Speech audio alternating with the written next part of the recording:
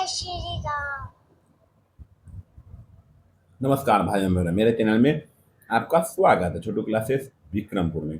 इस चैनल पे बिहार पुलिस का all to all previous year question upload कर दिए हैं, जाके देख सकते हैं। बिहार दरोगा का, एसएससी जीडी का, क्लास 10 का all to all important question VVI अब चल रहा है बिहार के बारे में। बिहार का परिचय ऑल टू ऑल कंप्लीट कर दिए हैं। पार्ट 1 अपलोड कर जाके देख सकते हैं। अब पार्ट 2 में है प्राचीन बिहार का इतिहास। बिहार के बारे में ऑल टू ऑल पढ़ना है, ठीक है। पहले बिहार का परिचय पढ़ लिए। अब प्राचीन बिहार का इतिहास, प्राचीन प्राचीन में क्या क्या हुआ था, ठीक है। प्राचीन में, ठीक ना। चलिए, प्राचीन में क्या क्या हुआ था उसी के बारे में।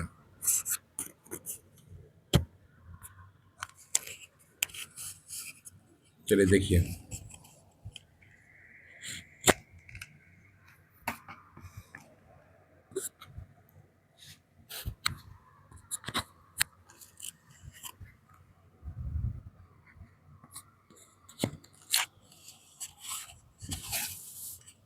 ये क्या करना है, प्राचीन बिहार का इतिहास पढ़ना। चलिए चलिए चालू करते हैं प्राचीन बिहार का इतिहास। चलिए पहले पढ़ते हैं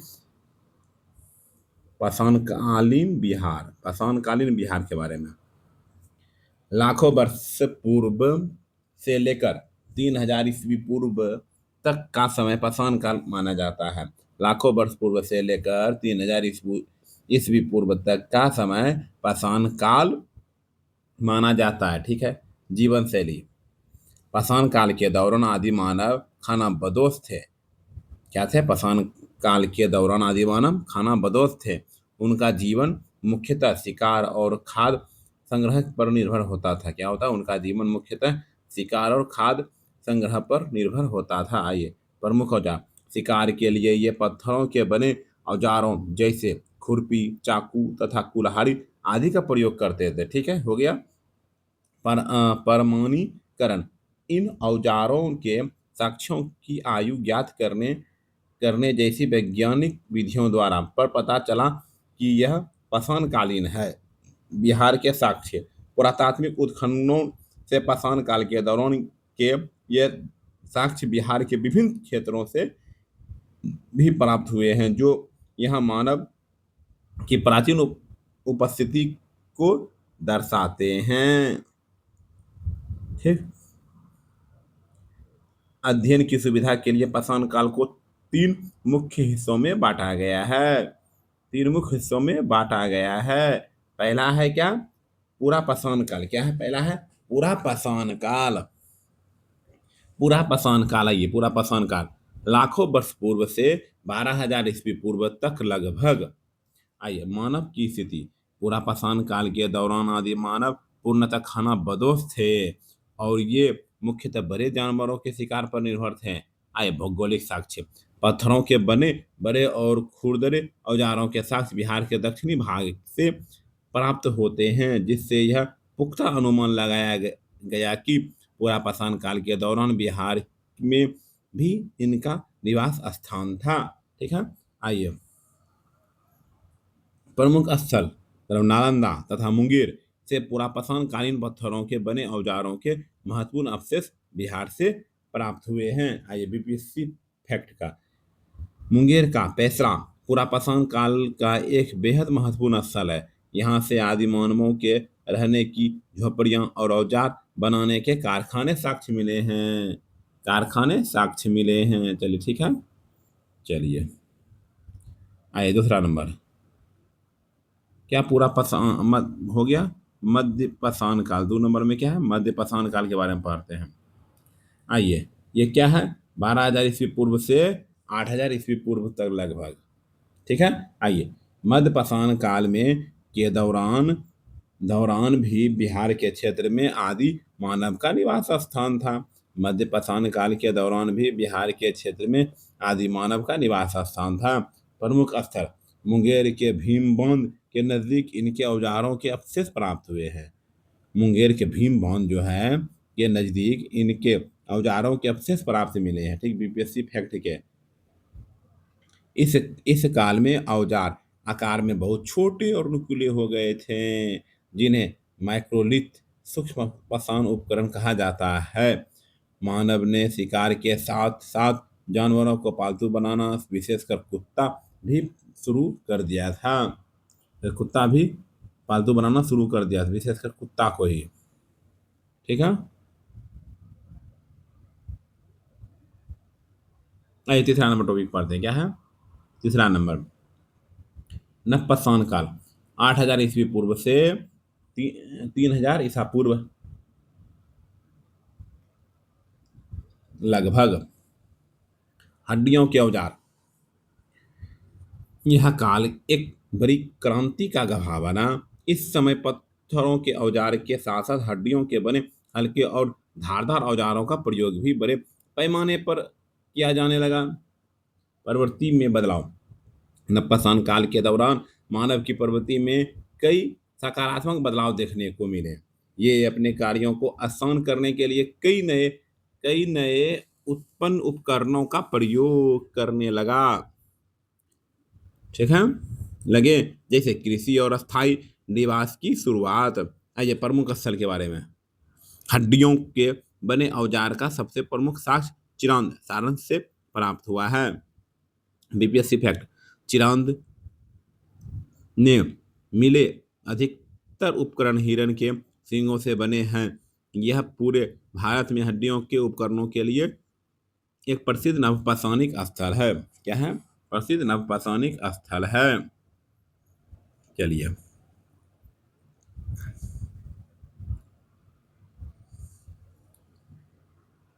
बिहार के अन्य नवपाषाणकालीन साक्ष्य। बिहार से प्राप्त अन्य नवपाषाणकालीन साक्ष्य निम्नलिखित स्थानों से प्राप्त हुए हैं। बिहार के अन्य नवपाषाणकालीन साक्ष्य। बिहार से प्राप्त अन्य नवपाषाणकालीन साक्ष्य निम्नलिखित स्थानों से प्राप्त हुए हैं, जैसे चिरांद, सारण, चेचर, वैशाली, मनेर, पटना, सेनुआर, रोहतास, ताराडीह गया जी में, होटियन गया में। ठीक है। चलिए आगे बढ़ा जाए। फिर आप पढ़ते हैं वैदिक काल के बारे में, वैदिक कालीन बिहार। ठीक है, वैदिक कालीन बिहार के बारे में 1500 ईसा पूर्व से 600 ईसा पूर्व तक।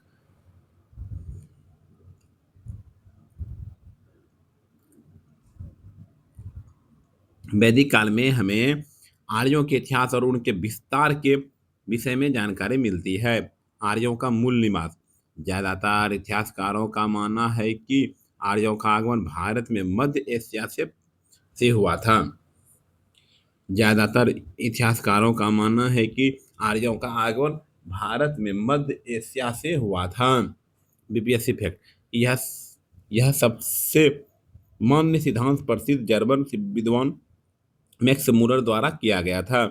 बिहार में प्रवेश। वैदिक काल के दौरान बिहार में आर्यों का आगमन विदेह या मिथिला क्षेत्र में हुआ। यह वर्तमान बिहार के उत्तरी भाग में स्थित है। बिहार के उत्तरी भाग में स्थित है। यह साहित्य छात्र क्या है? साहित्य साक्ष्य और मगध। ऋग्वेद के बारे में। इसमें मगध क्षेत्र के लिए चिकट शब्द का प्रयोग किया गया है और यहाँ रहने वाले लोगों को निम्न जाति के लोगों अथवा वाक्य प्राकृतिक बोलने वाले से संबोधित किया गया। यजुर्वेद के ब्राह्मण ग्रंथ शतपथ ब्राह्मण ने में भारत के उत्तरी पूर्वी क्षेत्र को बिहार कहा गया। BPSC fact. इसी ग्रंथ में विदुह माधव की कथा है जो गंडक नदी तक आर्यों के विस्तार को बताती है। अर्थवेद। इस वेद में भी मगध राज्य और वहां के निवासियों का स्पष्ट उल्लेख मिलता है। सभ्यता का स्वरूप। वैदिक काल में ग्रामीण सभ्यताओं का सर्वाधिक प्रभाव था। उत्तर बिहार के क्षेत्र में कृषि प्रधान और पशुपालन जैसी ग्रामीण सभ्यताओं का विकास अधिक हुआ। चलिए ठीक है, चैनल को सब्सक्राइब कर दीजिए। आइए अब पढ़ते हैं महाजनपद। क्या पढ़ते हैं? महाजनपद के बारे में।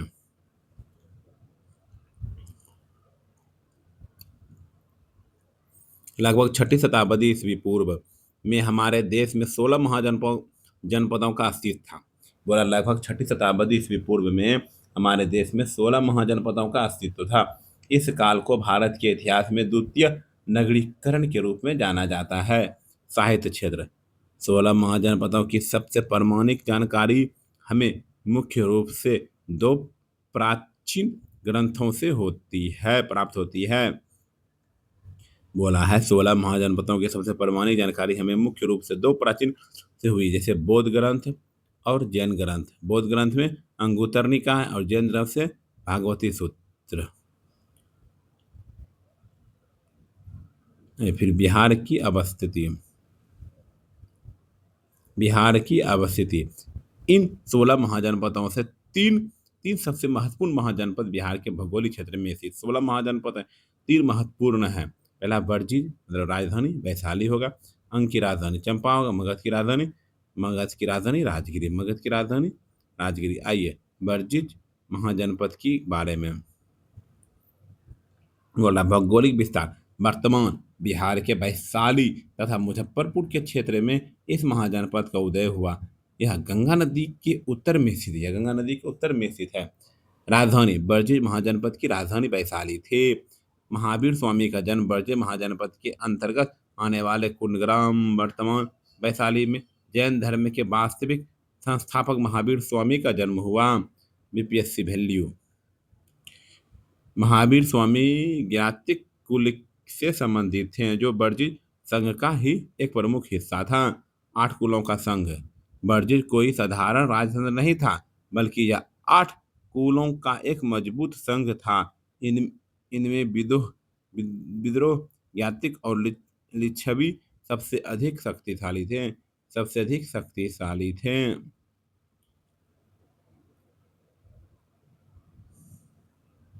लिच्छवी गणराज प्रसिद्ध लिच्छवी गणराज भी इसी बर्जी महाजनपद के संघ में शामिल था।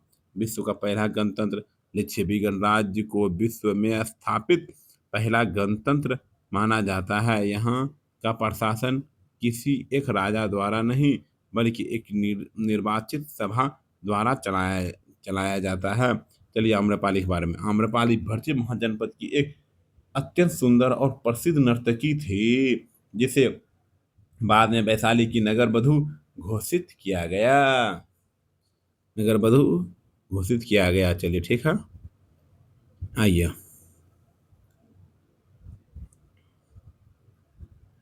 बौद्ध धर्म में प्रवेश। अपने अपने जीवन के अंतिम दिनों में आम्रपाली महात्मा बुद्ध के उपदेशों से प्रभावित होकर उनकी शरण में चली गई। बीपीएससी बौद्ध भिक्षुनी बनने के पश्चात आम्रपाली ने अपना प्रसिद्ध प्रसिद्ध आम्र वाटिका उद्यान महात्मा बुद्ध और उनके बौद्ध संघ को निवास के लिए दान में दे दिया था। आइए अंग महाजनपद क्या है? अंग महाजनपद भौगोलिक विस्तार। यह महाजनपद वर्तमान बिहार के मुंगेर तथा भागलपुर जिलों के क्षेत्र में फैला हुआ है। इसकी राजधानी अंग महाजनपद की राजधानी चंपा शहर थी। बीपीएससी वैल्यू प्राचीन काल में चंपा शहर का पुराना नाम मालिनी था और इसका वास्तुकार महागोविंद था। यह शहर अपने उत्कृष्ट नदी व्यापार और वाणिज्य के लिए विश्व प्रसिद्ध था। हेमसोंग का विवरण 7वीं शताब्दी में भारत आए चीनी यात्री हेमसोंग ने चंपा शहर का उल्लेख अपने यात्रा वृत्तांत में चेनपो के नाम से किया गया। आइए मगध में विलय। मगध महाजनपद ने के लगातार शक्तिशाली होने के पश्चात अंततः अंग को मगध साम्राज्य में शामिल कर लिया गया। बीपीएससी वैल्यू हर्यक वंश के मगध नरेश बिंबिसार ने अंग के राजा ब्रह्मदत्त को पराजित कर इसे अपने साम्राज्य में मिला दिया। ठीक। मगध महाजनपद के बारे में भौगोलिक विस्तार वर्तमान बिहार के गयाजी तथा पटना जिलों का क्षेत्र मगध महाजनपद का प्रारंभिक और मुख्य हिस्सा था। प्राचीन राजधानी मगध महाजनपद की सबसे प्राचीन राजधानी राजगिरी या गिरिब्रज थी। प्राचीन राजधानी मगध महाजनपद की सबसे प्राचीन राजधानी राजगिरी या गिरिब्रज थी। बीपीएससी वैल्यू राजगिरी 5 पहाड़ियों से घिरी एक अवैध और पूर्णतः सुरक्षित नगरी थी। कालांतर में मगध की शक्ति और विस्तार के कारण इन इसके शासक उदयन द्वारा राजधानी को गंगा और सोन नदी के संगम पर स्थित पाटलिपुत्र स्थानांतरित कर दिया गया था। ठीक है, मगध महाजनपद 3 हो गया। चलिए देखते हैं आगे क्या है। आइए मगध का उत्सव प्रमुख राजवंश के बारे में। प्रमुख राजवंश के बारे में पहला क्या है, पहला क्या पढ़ना है, बृहदत्त वंश। बृहदत्त वंश महाभारत व पुराणों के अनुसार इसे मगध का सबसे प्राचीनतम वंश माना जाता है। महाभारत व पुराणों के अनुसार इसे मगध का सबसे प्राचीनतम वंश माना जाता है। स्थापना, इस वंश की स्थापना राजा बृहदत्त के द्वारा मगध में की गई थी। इस वंश की स्थापना राजा बृहदत्त के द्वारा मगध में की गई थी। प्राचीन राजधानी, इस वंश के शासन काल में मगध की प्राचीनतम राजधानी राजगिरी थी। राजगिरी एक गिरिवर्ज थी। भौगोलिक सुरक्षा, राजगिरी 5 पहाड़ियों से घिरा एक सुरक्षित भौतिक क्षेत्र था जो अन्य स्थानों की तुलना में एक अत्यंत सुरक्षित राजधानी थी। आइए प्रतापी शासक, इस वंश का सबसे प्रतापी और शक्तिशाली राजा जरासंध था, जिसका स्पष्ट उल्लेख महाभारत जैसे महाकाव्य में भी मिलता है। महाकाव्य में भी मिलता है।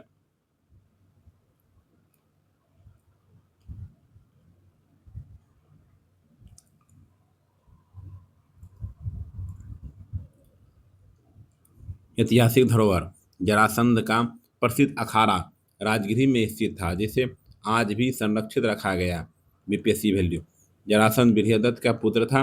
महाभारत के अनुसार भगवान श्री कृष्ण के निर्देश पर पांडव पुत्र भीम ने मल्ल युद्ध में जरासंध का वध किया।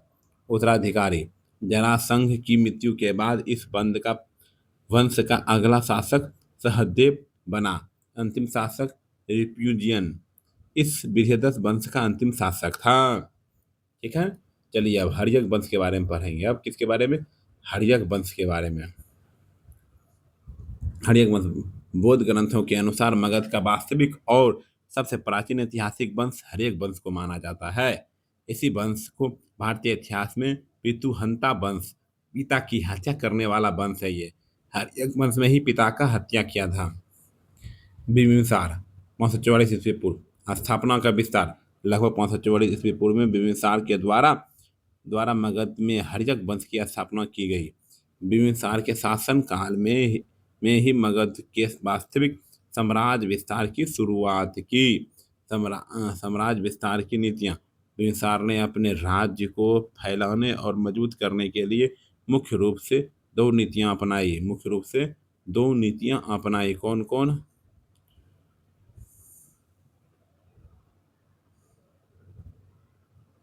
युद्ध नीति, इसी नीति के तहत उसने अंग महाजनपद को जीता था। वैवाहिक नीति, कूटनीतिक विवाहों के माध्यम से सीमा विस्तार। प्रमुख वैवाहिक संबंध, बिंबिसार ने लिच्छवी राजकुमारी चेलना से विवाह किया, जिससे वर्जित संघ के कुछ हिस्से और उनका समर्थन मगध को प्राप्त हुआ।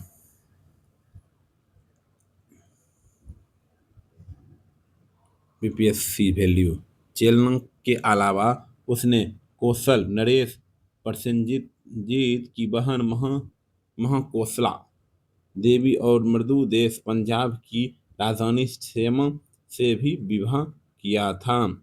स्थायी सेना, बिंबिसार मगध और भारत का पहला शासक था। क्या था? पहला शासक था जिसने एक अस्थायी सेना रखी। इसी कारण इतिहास में उसे सैनिक या सोनिया भी कहा जाता है। चिकित्सक जीवन, बिंबिसार के दरबार में प्राचीन भारत के प्रसिद्ध राजवैद्य चिकित्सक जीवक रहा करते थे। अवंती अभियान, अवंती के राजा चंद्र प्रखोत को जब पीलिया का गंभीर रोग हुआ, तब उनके इलाज के लिए बिंबिसार ने अपने राजवैद्य जीवक को भी भेजा था। शासन काल, बिम्बिसार ने क्या है, बिम्बिसार ने क्या बोला, बिम्बिसार ने मगध पर लगभग 52 वर्षों तक एक छत्र शासन किया। वे भगवान बुद्ध और महावीर स्वामी दोनों के समकालीन थे।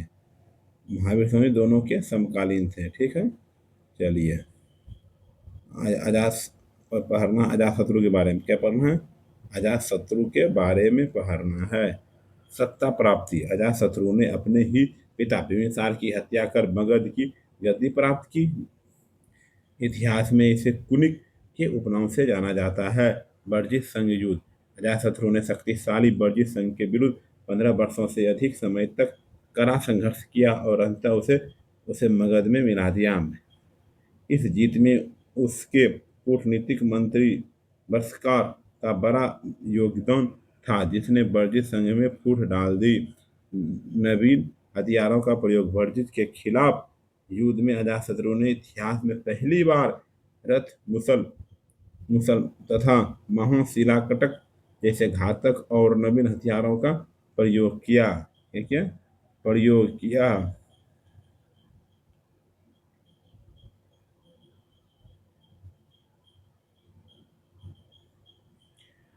बौद्ध धर्म व संगीति, अपने पिता की तरह अजातशत्रु भी भगवान बुद्ध के समकालीन था। उसी के शासनकाल में 483 ईस्वी पूर्व में प्रथम बौद्ध संगीति का आयोजन राजगिरी की सप्तपर्णी गुफा डैश में किया किया गया।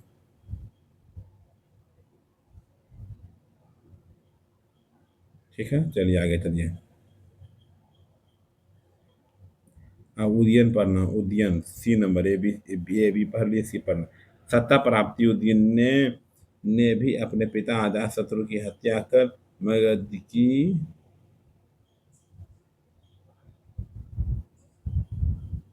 ठीक है पाटलिपुत्र का सपना, उदयन के गंगा तथा सोन नदी के संगम पर एक नगर पाटलिपुत्र।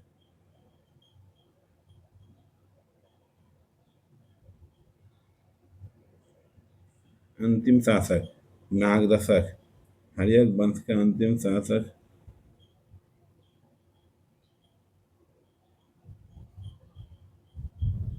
उदयन के बारे में पढ़े ना। अंतिम शासक नागदशक हर्यक वंश का अंतिम शासक साबित हुआ। ठीक है, उदयन हो गया।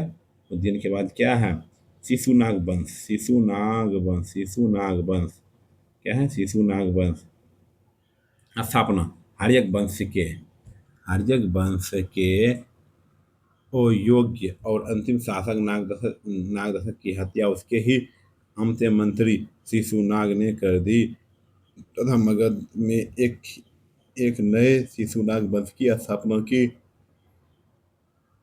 राजधानी और परिवर्तन, शिशुनाग ने मगध की राजधानी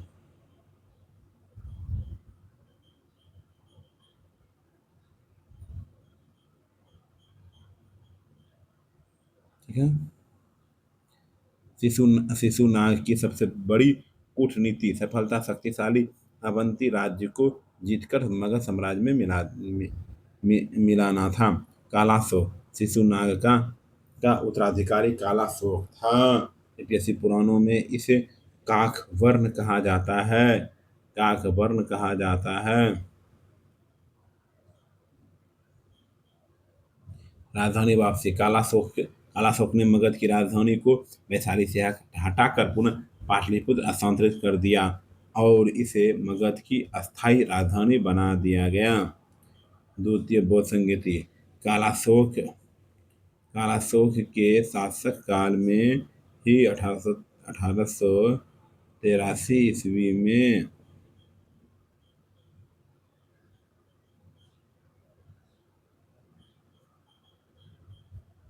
आइए अंतिम शासक, इस शिशुनाग वंश का अंतिम शासक महानंदी नंदीवर्धन था। महानंदी था, नंदीवर्धन था। आइए नंद वंश के बारे में, चौथा नंबर टॉपिक, तीन टॉपिक पढ़ चुके, चौथा टॉपिक है ये।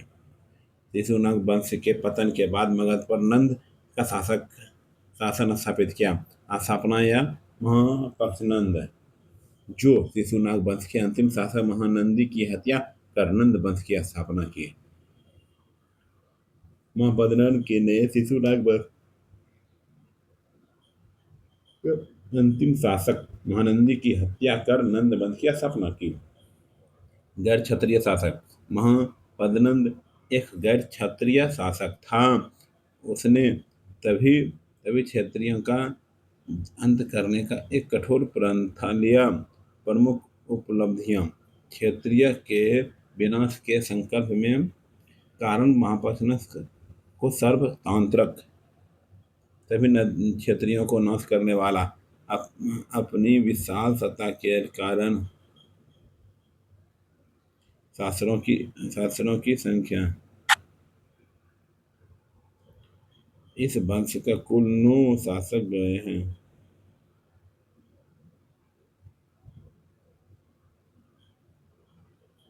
चलिए नंद वंश हो गया।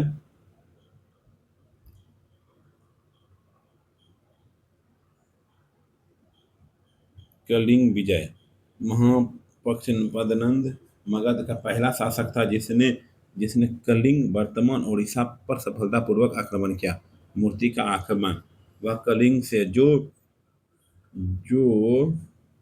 जो तीर्थकर जिन्हों की उपस्थित मूर्ति में उठाकर मगध के आया था। साक्ष्य इस ऐतिहासिक घटना की यह स्पष्ट जानकारी कलिंग के राजा खारवेल के प्रसिद्ध हिमवती गुफा अभिलेख से प्राप्त होता है। अंतिम शासक घनानंद इस वंश का अंतिम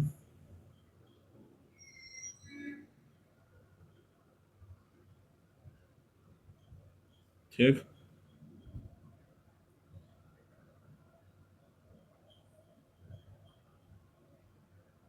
सिकंदर का आक्रमण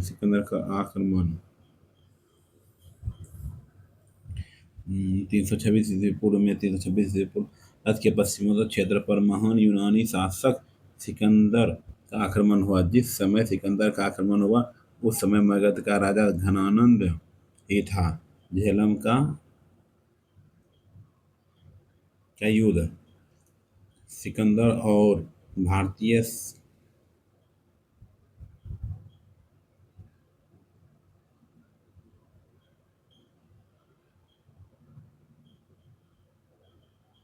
ठीक है।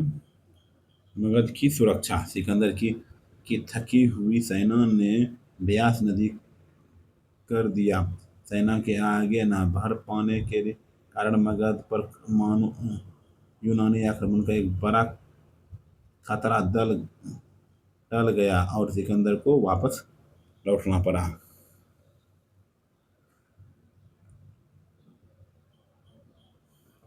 नंद वंश का अंतिम शासक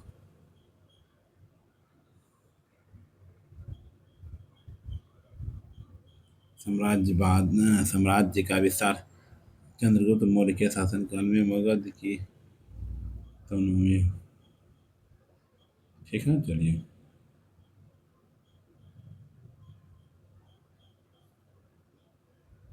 साम्राज्यवाद का विस्तार चंद्रगुप्त मौर्य के शासनकाल के मगध की सीमा भूतपूर्व रूप से फैली।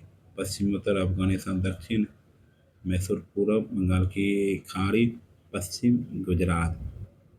सेल्यूकस निकेटर से युद्ध इतना के शासनकाल में 305 ईस्वी पूर्व में यूनानी शासक सेल्यूकस निकेटर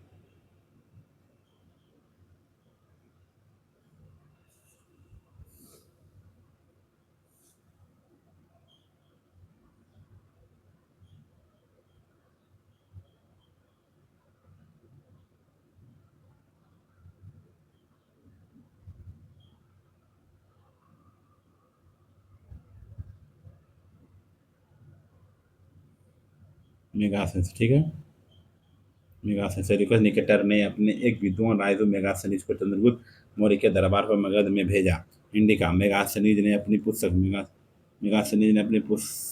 प्रसिद्ध पुस्तक इंडिका में पाटलिपुत्र के नगर प्रशासन का विस्तृत उल्लेख किया। नगर प्रशासन इंडिका के अनुसार मौर्य साम्राज्य पाटलिपुत्र में प्रशासन को सुचारू रूप से चलाने के लिए 6 समितियां बनाई गई है। प्रत्येक समिति 5-5 सदस्य होते हैं, यानी कुल 36 सदस्यों का कोई नगर प्रशासन देखता है। मौर्य साम्राज्य। मौर्य साम्राज्य की जानकारी के अन्य प्रमुख स्रोत। मुद्रा राक्षस, यह एक प्रसिद्ध ऐतिहासिक नाटक है। मुद्रा राक्षस जो है यह एक प्रसिद्ध ऐतिहासिक नाटक है जिसकी रचना विशाखदत्त के द्वारा की गई थी। जिसकी रचना विशाखदत्त के द्वारा रखी गई। इसमें इसमें चंद्रगुप्त मौर्य की जीवनी और नंद वंश के पतन की कूटनीति लिखी गई।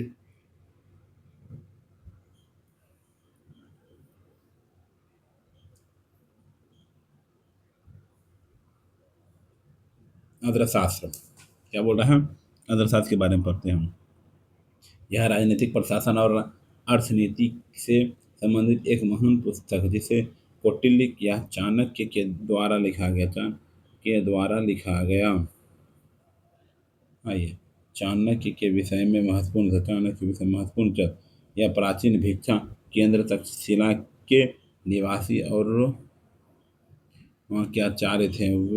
वे एक एक परम विद्वान ब्राह्मण थे जो अकाउंट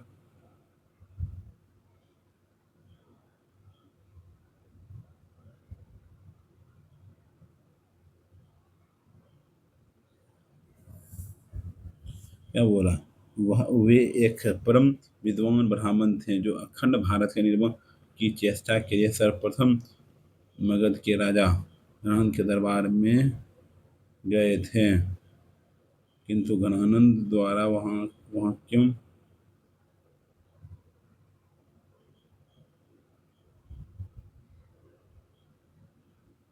ठीक है। कूटनीति और राजनीति में उनके साधारण ज्ञान के कारण इन्हें भारत का मकियावेली भी कहा जाता है। प्रधानमंत्री चाणक्य के मार्गदर्शन और शासनकाल में मौर्य साम्राज्य एवं मगध की राजनीतिक व आर्थिक स्थिति सर्वाधिक मजबूत थी। चंद्रगुप्त मौर्य के जीवन का इतिहास। जैन धर्म। चंद्रगुप्त मौर्य ने अपने जीवन के अंतिम वर्षों में जैन गुरु भद्रबाहु से प्रभावित होकर जैन धर्म में शिक्षा ली।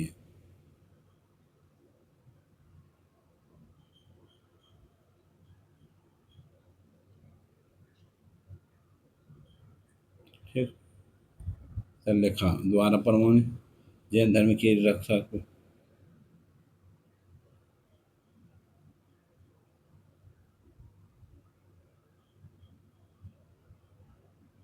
ठीक है, चलिए। सलेखना विधि क्या है? जैन धर्म के मोक्ष प्राप्ति के लिए कठोर उपवास रहकर अन्य जल का त्याग कर प्राण देने की प्रक्रिया को सलेखना विधि कहा जाता है। ठीक है।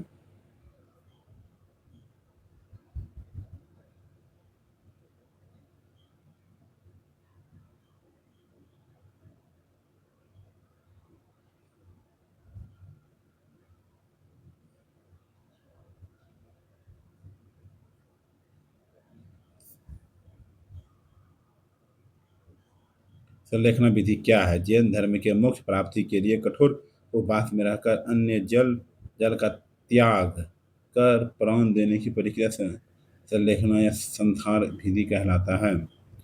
आइए बिंदुसार के बारे में पढ़ते हैं। चंद्रगुप्त मौर्य की मृत्यु के बाद उनका पुत्र बिंदुसार मगध के राज सिंहासन पर बैठा। बिंदुसार के अन्य प्रमुख नाम सौमित्रघात, शत्रुओं का नाश करने वाला तथा फैन ग्रंथों में सिंहसेन भी मिलते।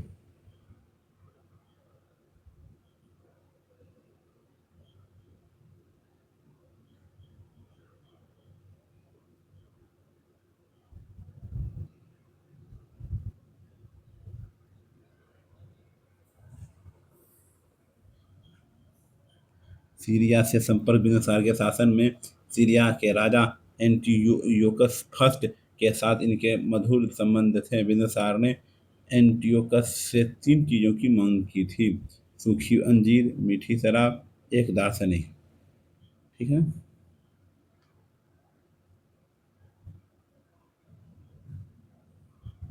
परिणाम: सीरिया के राजा राजा के द्वारा सूखी अंजीर तथा मीठी शराब को तो मगध भारत भेज दिया गया, जबकि दार्शनिक को भरत नहीं भेजा गया। सीरियाई राजदूत एंटिओक्स ने अपने एक राजदूत डाइमोकस को विस्तार बिंदुसार के दरबार में मगध भेजा गया। धार्मिक मान्यता धार्मिक मान्यता बिंदुसार आजीवक संप्रदाय जीविका।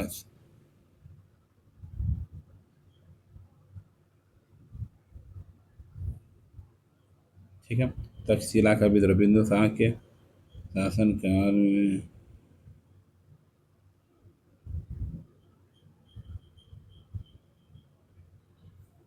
ठीक है। चलिए,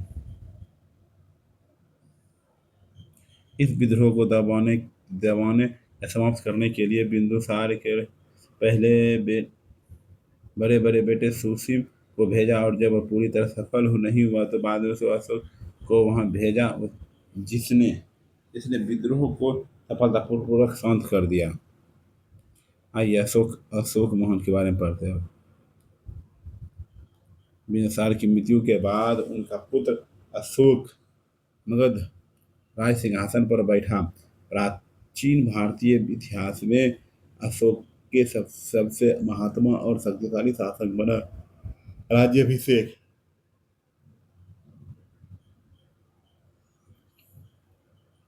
269 ईस्वी में अशोक का विधिवत राज्याभिषेक हुआ। बीपीएससी फैक्ट: बिंदुसार की मृत्यु।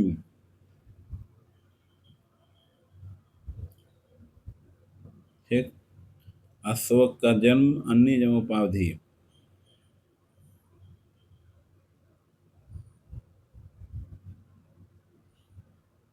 कलिंग युद्ध के बारे में पढ़ते हैं। कलिंग युद्ध के बारे में आक्रमण आक्रमण ने अपने कलिंग का युद्ध बारे में आक्रमण: अशोक ने अपने राज्याभिषेक के 8वें वर्ष 8वें वर्ष अर्थात 261 ईसा पूर्व में कलिंग वर्तमान उड़ीसा पर एक भयंकर युद्ध हुआ। विनाश: इस भीषण युद्ध में भारी रक्तचाप हुआ, जिससे कलिंग के युद्ध का लगभग एक।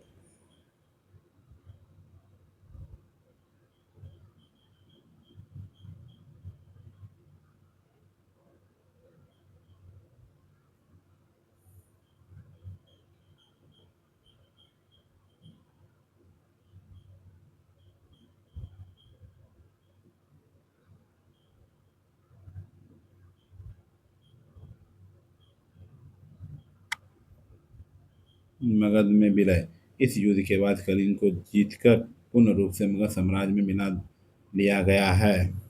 कलिंग युद्ध का विस्तृत और हृदय निवारण शिलालेख है।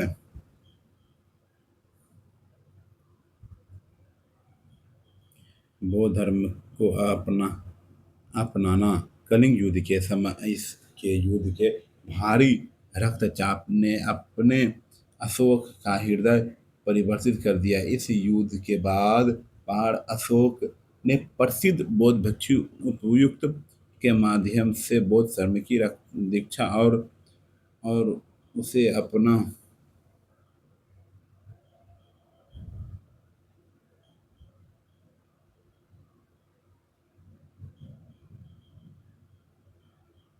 ठीक। बौद्ध धर्म का अपनापन। ठीक है, देख लिए। चलिए, अशोक धर्म की नीति। अशोक धर्म की नीति: अशोक ने बौद्ध धर्म में अपनाने के बाद अपनी एक विशेष बल्कि नैतिक आचरणों का एक संग्रह।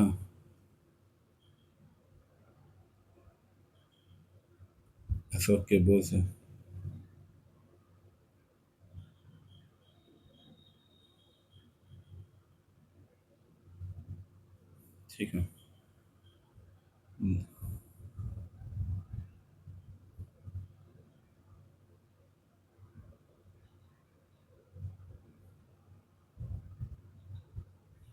ठीक, चलिए। अशोक के स्तंभ के लेख।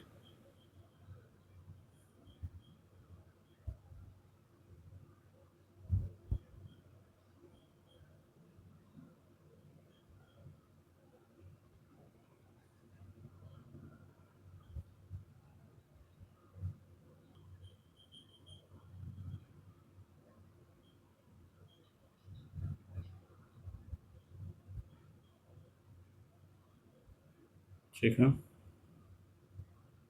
अशोक के स्तंभ लेख। बिहार।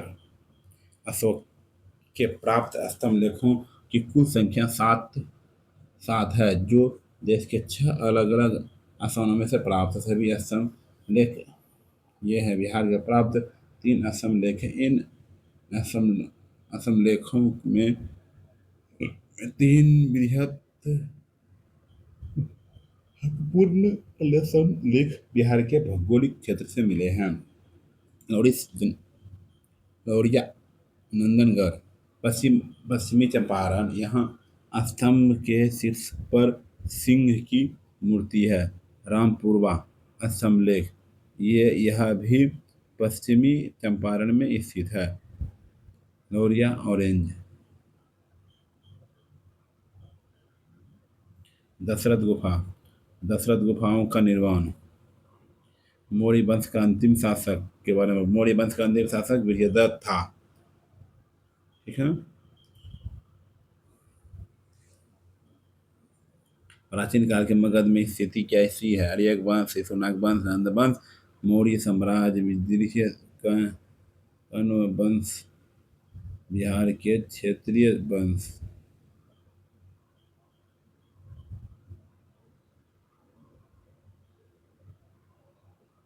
ठीक है। प्रथम उत्कर्ष हर्यक, शिशुनाग और नंद वंश से होते हुए मगध मगध की शक्ति का पहला सर्वोच्च शिखर मौर्य साम्राज्य के रूप में सामने आया। पतन का नाम।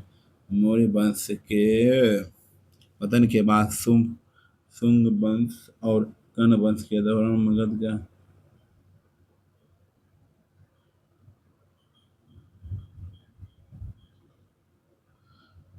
पतन का काल। मौर्य वंश के पतन के बाद शुंग वंश और कण्व वंश के दौरान मगध के ग्राफ के नीचे गिरा। कुनान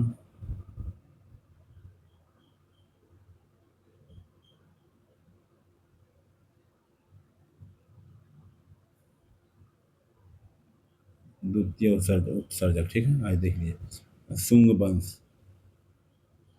वंश के बारे में देख लीजिए।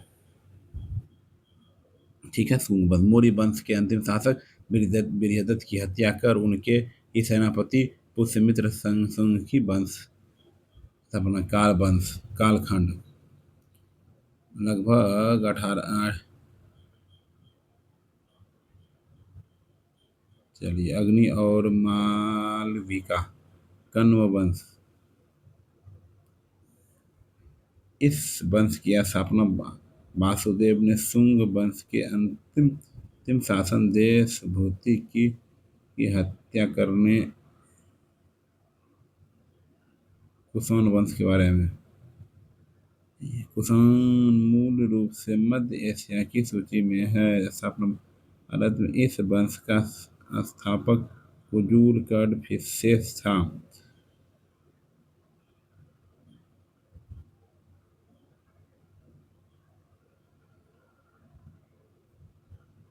ठीक। ठीक है। आइए गुप्त गुप्त साम्राज्य के बारे में।